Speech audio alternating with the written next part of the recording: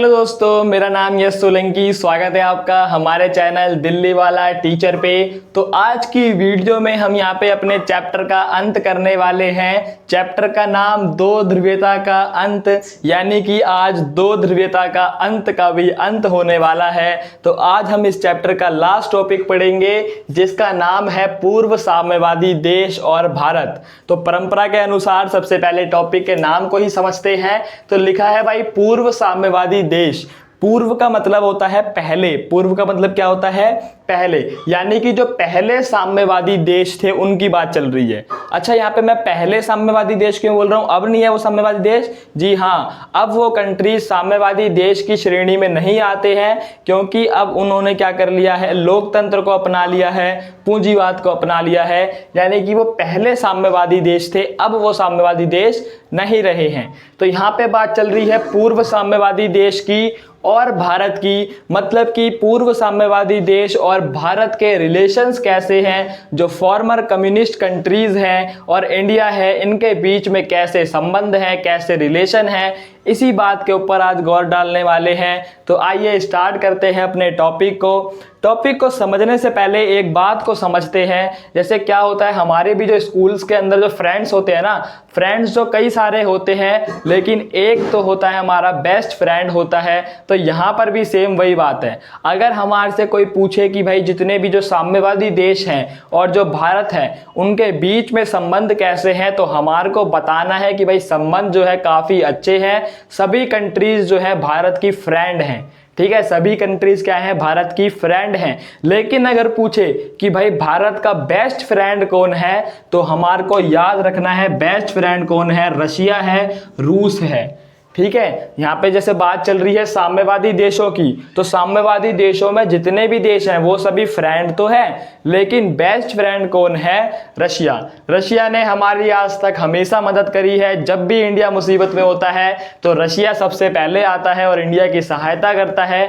इसीलिए रशिया क्या है? हमारा बेस्ट फ्रेंड है। रशिया हमारा बेस्ट फ्रेंड की श्रेणी के अंदर आता है। तो पूरे टॉपिक के अंदर बस हमारे को यहाँ पे यही देखने को मिलेगा कि संबंध इनके बीच में बहुत ही ज़्यादा अच्छे हैं। यानी कि बस पूरे टॉपिक के अंदर हम यही पढ़ेंगे कि भाई संबंध क्या है? बहुत बढ़िया है, संबंध अच्छे हैं।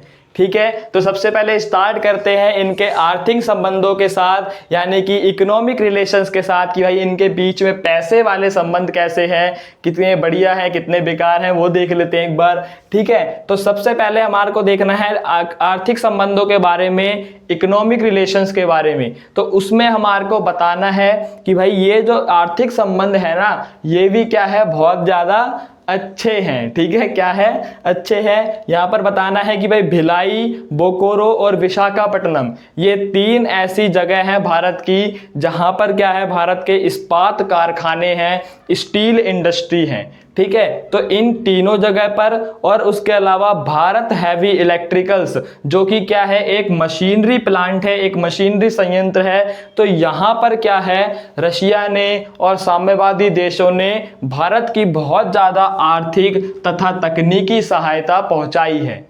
समझ आया? कि यानी कि जितने भी पूर्व साम्यवादी देश हैं उन्होंने यहाँ पे क्या करा है? भिलाई, बोकारो और विशाखापट्टनम में और भारत हैवी इलेक्ट्रिकल्स में इंडिया की बहुत ज़्यादा तकनीकी और आर्थिक सहायता पहुँचाई है। इंडिया को टेक्नोलॉजी भी प्रोवाइड करते हैं, पैसा भी प्रोवाइड करते हैं, और इंडिया के साथ अपने रिलेशंस को बढ़िया बनाते हैं, अच्छा बनाते हैं। समझ आया? तो ये हमारे को यहाँ पे याद रखना है। उसके अलावा में याद रखना है कि जब भारत के पास जो है ना विदेशी मुद्रा की कमी हुई थी, एक टाइम था जब भारत के पास जो है बिल्कुल भी जो है ना विदेशी मुद्रा थी ही नहीं, बिल्कुल भी फॉरेन करेंसी नहीं थी। उस टाइम पर इंडिया के साथ कोई भी कंट्री व्यापार करने को तैयार नहीं थी, क्योंकि अगर जैसे मान लो कि भाई हमारे को अमेरिका के साथ व्यापार करना है तो हमारे पास क्या होना चाहिए? डॉलर होना चाहिए। अगर हमारे को जितने भी यूरोपियन कंट्रीज है उनके साथ व्यापार करना है तो हमारे पास यूरो होना चाहिए। लेकिन उस टाइम पर भारत के पास बिल्कुल भी विदेशी मुद्रा नहीं थी, बिल्कुल भी फॉरेन करेंसी थी ही नहीं। इसीलिए भारत किसी के साथ भी व्यापार नहीं कर पा रहा था। तो उस टाइम पर क्या हुआ? इतनी मुसीबत के अंदर रशिया और ये साम्यवादी देशों ने क्या किया? हमारे साथ सोवियत संघ ने रुपयों को माध्यम बनाकर भारत के साथ क्या किया? व्यापार किया। आप समझ सकते हो कि भाई जिस टाइम पर इंडिया का कोई भी साथ नहीं दे रहा, उस टाइम पर सोवियत संघ क्या कर रहा है, हमारा भारत के साथ जो है भारत के ही पैसों को माध्यम बना के व्यापार कर रहा है। और ये बहुत बड़ी बात है कि जिस टाइम पे कोई सहायता नहीं दे रहा, उस टाइम पर उसने हमारे को सहायता पहुंचाई। ठीक है, यानी कि इसका रिजल्ट क्या सोच सकते हैं हम यहाँ पे कि आर्थिक संबंध भी क्या है, बहुत ज्यादा अच्छे हैं। तो आर्थिक संबंध खत्म, अब इसके बाद चलते हैं राजनीतिक संबंधों के ऊपर। तो अब बात कर लेते हैं राजनीतिक संबंधों के बारे में, यानी कि पॉलिटिकल रिलेशंस कैसे हैं। तो यहाँ पर पहले लिखा है कि यूएनओ में कश्मीर मुद्दे पर भारत की साइड ली। मतलब कि जब भी यूएनओ के अंदर कश्मीर मुद्दा उठाया जाता है और इस बात पर चर्चा की जाती है कि कश्मीर किसका है, पाकिस्तान का है या इंडिया का है, तो उस टाइम पर रशिया हमेशा जो है इंडिया का सपोर्ट करता है। रशिया सीधा बोलता है कि कश्मीर जो है इंडिया का है।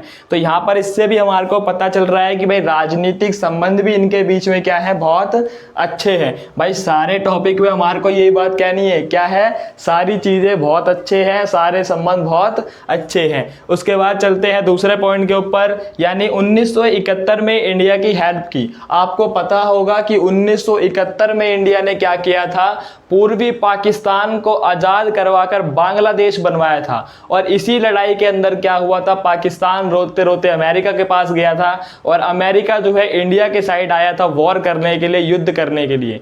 तो उस टाइम पर इंडिया ने यूएसएसआर से मदद मांगी थी और यूएसएसआर ने हमारा पूरा सपोर्ट किया था 1971 की लड़ाई के अंदर। और यूएसएसआर के सपोर्ट की वजह से इंडिया जो है सीना चौड़ा करके सबके सामने खड़ा रहा था।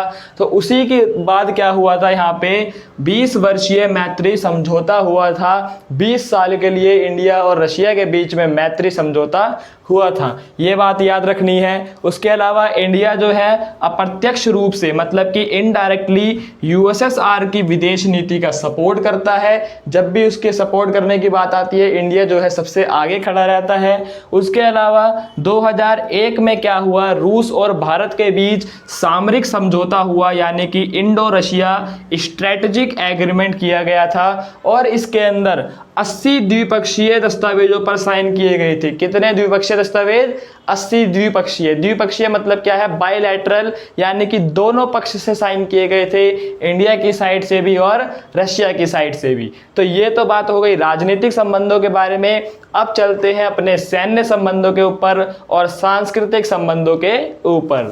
तो सैन्य संबंधों में हमारे को बस छोटी सी बात याद रखनी है कि भारत जो है अपने बहुत ही ज्यादा सैनिक साजो सामानों को रशिया से इंपोर्ट करता है, रशिया से खरीदता है। छोटी सी बात याद रखनी है मिलिट्री रिलेशंस के बारे में। उसके बाद आते हैं सांस्कृतिक संबंध। सांस्कृतिक संबंधों में हमें याद रखना है कि भाई जितने भी हिंदी फिल्में हैं, जितने हिंदी गाने हैं और जो इंडिया का जो कल्चर है, जो भारतीय संस्कृति है, ये सभी चीज़ें रशिया के अंदर बहुत ज़्यादा फेमस है। रशिया के अंदर हमारे को राज कपूर से लेकर अमिताभ बच्चन के चर्चे देखने को मिल जाते हैं। हर कोई जानता है कि भाई यहाँ पे अमिताभ बच्चन कौन है और राज कपूर कौन है। यानी कि इंडिया और रशिया के बीच में कल्चरल रिलेशंस भी काफ़ी ज़्यादा अच्छे हैं। भारतीय लेखक और कलाकारों ने भी एक बार क्या करा था, सोवियत संघ की यात्रा करी थी। यानी कि इन सब चीज़ों से हमारे को ये सब पता लग रहा है कि रशिया और इंडिया के बीच में जो पूर्व साम्यवादी देश थे और भारत है, इनके बीच में संबंध क्या है, बहुत ज़्यादा अच्छे हैं। पूरे टॉपिक के अंदर हमने यही समझा है कि भाई संबंध जो है अच्छे हैं। और अब यहाँ पे बारी आती है ये पता करने की कि रूस को भारत से क्या फ़ायदा है और भारत को रूस से क्या फ़ायदा है। तो चलिए चलते हैं उसकी तरफ। तो वही बात यहाँ पे लिख दी है मैंने। पहला क्वेश्चन है रूस को भारत से क्या फायदा है, इसका आंसर क्या है। तो इसका आंसर देखने को मिलता है कि भारत तेल और हथियारों का आयात रूस से ही करता है। यानी कि बहुत सारा तेल और बहुत सारे हथियार हम लोग रूस से खरीदते हैं, रशिया से खरीदते हैं। तो रशिया के लिए इंडिया जो है एक बड़ी मार्केट है। रशिया अपना बहुत सारा रिवेन्यू जो है इंडिया के साथ जनरेट करता है, इंडिया से ही निकालता है। तो ये तो बात हो गई रशिया के फायदे की। उसके बाद चलते हैं भारत के फायदे की तरफ। तो भारत को भाई बहुत सारे फायदे हैं, इतनी लंबी लिस्ट है हमारे फायदों की, समझ आया। तो पहला फायदा है कश्मीर मुद्दे को लेकर, यानी कि जब भी कश्मीर की बात चलती है तो उस टाइम पर रशिया हमारा सपोर्ट करता है। तो ये हमारे को एक फायदा है। ऊर्जा आपूर्ति का भी हमारे को एक फायदा है, हमारे को जो है रशिया ऊर्जा की आपूर्ति करवाता है। ठीक है, उसके अलावा अंतरराष्ट्रीय आतंकवाद से रिलेटेड सूचना, यानी कि इंटरनेशनल लेवल पर जितना भी टेररिज्म फैलता जा रहा है, जितना भी आतंकवाद है, उन सब से रिलेटेड सूचना हमारे को रशिया के द्वारा ही मिलती है। रशिया हमारे को सूचना देता है, इंफॉर्मेशन देता है। उसके अलावा पश्चिमी एशिया में पहुंच बनाने में, यानी कि अगर हमारे को वेस्ट एशिया के अंदर अपनी पकड़ बनानी है, पहुंच बनानी है, तो उसमें भी हमारे को रशिया मदद करता है। उसके अलावा चीन के साथ संतुलन बनाने में, और ये सबसे बढ़िया पॉइंट है, चीन के साथ संतुलन बनाने में, बैलेंस बनाने में हमारे को रशिया के द्वारा मदद मिलती है, क्योंकि रशिया हमारे साथ है, इसीलिए चीन जो है वो ज़्यादा हवा में नहीं उड़ पाता। चीन के चिंकी पोंकी जो है ना, वो सारे शांत रहते हैं। जिस दिन रशिया हमारा साथ छोड़ देगा तो वो लोग बहुत ज़्यादा हवा में उड़ने वाले हैं। तो यहाँ पर रशिया का हमारे को एक फ़ायदा ये भी है कि रशिया जो है चीन को बैलेंस कर देता है, चीन के साथ संतुलन बनाने में हमारा सपोर्ट करता है। ये बात समझ आई। उसके बाद लिखा है परमाणविक योजना के अंदर वो हमारा सपोर्ट करता है। अंतरिक्ष उद्योग में क्रायोजेनिक रॉकेट दिया था हमारे को रशिया ने। कौन सा रॉकेट दिया था? Cryogenic rocket. ठीक है, उसके अलावा वैज्ञानिक परियोजनाओं में भी हमारा वो साझेदार है, हमारे साथ में मिलकर चलता है, हमारा सपोर्ट करता है। तो ये सारे फायदे हैं किसको? भारत को। और ये फायदा था किसको? रूस को। तो फायदों की बात हो गई है। अब हम यहाँ पे चलते हैं भारत और रूस के सपने की ओर। दोनों का ही जो है एक जैसे सपने हैं, तो वही बात यहाँ पे लिखी है, भारत रूस का सपना। ठीक है, जैसे क्या है, भारत रूस का पहला सपना है कि बहुध्रुवीय विश्व होना चाहिए, मल्टीपोलर वर्ल्ड होना चाहिए। मतलब कि विश्व के अंदर ऐसा नहीं होना चाहिए कि किसी एक कंट्री का राज हो, सभी कंट्रीज का राज होना चाहिए, सभी लोगों को साथ में मिलकर चलना चाहिए। ऐसा इनका सपना है बहुध्रुवीय विश्व बनाने का। किसका है ये सपना? भारत और रूस का, दोनों का। समझ आया? उसके अलावा दूसरा सपना है इनका, सुरक्षा की सामूहिक जिम्मेदारी हो। मतलब कि सभी लोगों को साथ में रह के चलना चाहिए। अगर किसी एक कंट्री के ऊपर हमला हो रहा है तो हमारे को उसका सपोर्ट करना चाहिए। सुरक्षा की सामूहिक जिम्मेदारी होनी चाहिए, मतलब कि कलेक्टिव सिक्योरिटी होनी चाहिए। ठीक है, यानी कि अगर किसी के ऊपर हमला हो रहा है तो हमें उसका सपोर्ट करना चाहिए। उसके अलावा तीसरा है अंतर्राष्ट्रीय संघर्ष का समाधान जो है बातचीत से होना चाहिए, यानी कि नेगोशिएशन से होना चाहिए, बिल्कुल भी लड़ाई झगड़ा नहीं होना चाहिए। और प्रत्येक देश की स्वतंत्र विदेश नीति होनी चाहिए, यानी कि जितने भी जो छोटी छोटी कंट्रीज हैं उनके ऊपर दबाव हमारे को नहीं बनाना है, उनकी भी क्या होनी चाहिए? स्वतंत्र विदेश नीति होनी चाहिए। और पांचवा सपना है कि यूएनओ जो है उसको सारे डिसीजन लेने चाहिए, जितने भी बड़े बड़े मामले हैं पूरे वर्ल्ड के अंदर, उन सब का निर्णय जो है यूएनओ को लेना चाहिए, यूनाइटेड नेशन ऑफ ऑर्गेनाइजेशन को। और यूएनओ को और ज़्यादा सुदृढ़ बनाना पड़ेगा, लोकतांत्रिक बनाना पड़ेगा और शक्ति संपन्न बनाना पड़ेगा।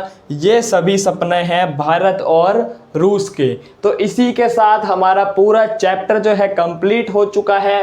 पूरे चैप्टर को हमने बहुत ही ज़्यादा मज़े से पढ़ा है, सारी चीज़ें हमारे को याद हो चुकी है, मैंने आपको बहुत सारी ट्रिक्स बताई हैं। तो इसी के साथ हमारा चैप्टर भी ख़त्म होता है।